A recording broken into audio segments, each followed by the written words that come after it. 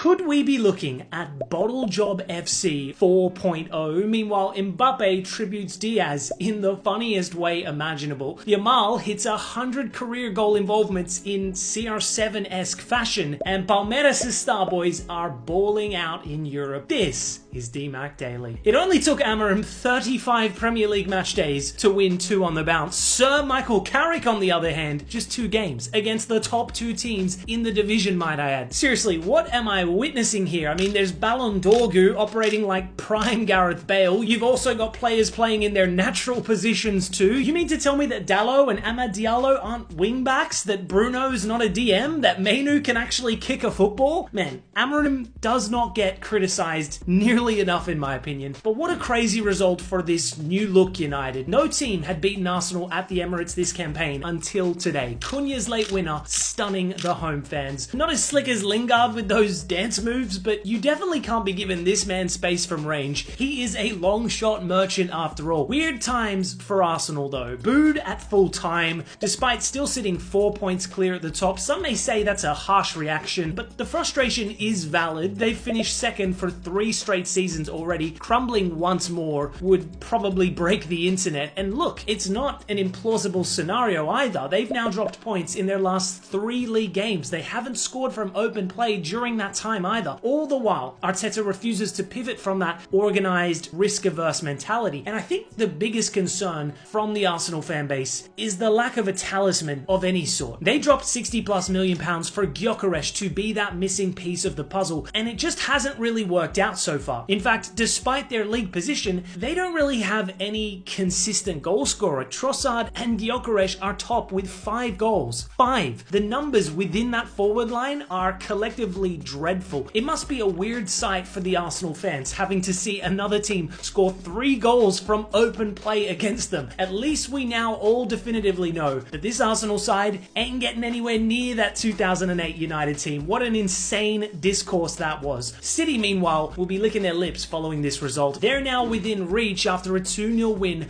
over bottom of the league Wolves, but I'm not convinced with this group just quietly. Sure, Guehi was class on debut, Semenyo with another solid performance since arriving, but this team is just so shaky defensively. Like, it would be objectively hilarious to see Arsenal bottle this title, but I don't see this City side coming out on top. They are too inconsistent in my opinion. Who knows, maybe Villa could somehow pull it off. A first league victory away at St James's Park in 21 years today sees them close the gap to 4 on the Gunners. Unai Emery with another tactical masterclass. Staying in the Premier League, and are Liverpool okay? 5 games without a win now. The latest setback, a 3-2 loss away at Bournemouth. Bizarre stuff, coming from 2-0 down only to bottle it in the 95th minute. Their rivals would have relished this calamity no doubt, but truth be told, it's the Liverpool fans that are now the real hate watchers of this club. It has been a calamitous season. Arne Slot now seems ill-equipped to handle the job. He's living on borrowed time really, especially with Xabi Alonso suddenly available. At this point, it's a race to the sack first between Slot or Thomas Frank. Just as predicted midweek, following their decent UCL win over Dortmund, I fully expected them to return to their underwhelming ways away at Burnley, and they did exactly that. Skipper Romero popping up with another goal late on to save them from a humiliating defeat. The entire fan base has turned on Thomas Frank at this point. I'm stunned at how poorly his tenure has turned out to be. It started so positively too, but the state of Spurs is oh so grim. The same can't be said for Chelsea though, making relatively light work of a downtrodden Palace side. Despite Badiashil's best efforts, I'm unsure if this performance was due to Chelsea's superior quality overall, or just because Palace are in free fall right now. Probably the latter, so I'm not getting too carried away. That being said, Esteval is the greatest player of all time, and Rafinha is the GOAT of managing men. All jokes aside, Rafinha's quietly had a decent start to his Chelsea career. 4 wins in 5 games, the only loss, a narrow defeat against Arsenal. Ultimately, he's still unproven,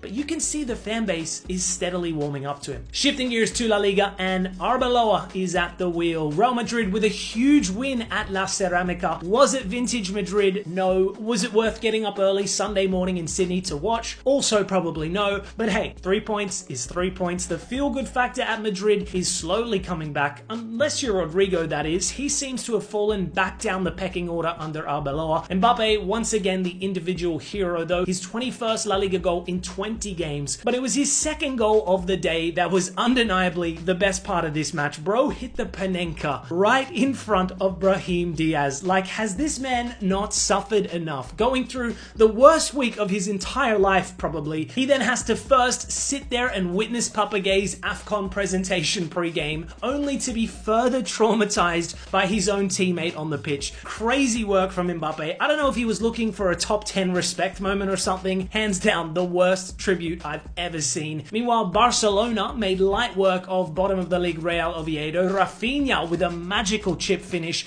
but he was then outdone by the Barca golden boy Lamine Yamal with a career-first bicycle kick to close out the show, hitting the Ronaldo Selly 2. Not nearly as acrobatic as the Portuguese icon's famous goal, but still a spectacular effort nonetheless. A fitting way to reach 100 career goal involvements at 18. Moving to the Bundesliga, and Invincibles no more. Bayern Munich beaten at home by unfancy Bavarian rivals Augsburg. It was Bayern's first loss in the Bundesliga in 10 months, only their second L of the entire season. A crazy game. Augsburg came from a goal down, Kane missed a penalty, and then Olise hit the crossbar with the very last kick of the game. Augsburg's social media team then delivered some world-class trolling post-match. This result could now give Dortmund a potential way back into the title equation, having won away at Union Berlin, although I still very much doubt that this Dortmund side can catch up to Bayern. Heading over to the Serie A, and league leaders Inter bounced back from a midweek UCL humbling, smashing Pisa 6-2. They were actually 2-0 down at one point, but Kivu then subbed Luis Enrique in the 33rd minute, bringing on Di Marco, and before half-time, it was 3-2. They ended this contest with 6 separate goal scorers on the score sheet, so 3 points secured, and their weekend would get even better as Milan and Roma then shared the spoils, whilst Napoli were thoroughly outclassed by their former manager in Spalletti's Juventus. Jonathan David opened the scoring, but this match quickly became the Yildiz show, scoring, creating, causing constant havoc down that left flank. Spalletti in the post-match press conference went as far to say, Yildiz is not a normal player, he's an alien. Trust me, that is some praise. With this result, Juve rise up to 5th place, just 1 point shy of the top 4. The Bianconeri are still somewhat inconsistent, but they are so much better than they were just a couple months back under Tudor. Staying in Europe at Ligue 1, and a new star has arrived. Endrick has well and truly hit the ground running for Lyon, scoring a hat-trick today, the first of his senior career. It's his 5th goal contribution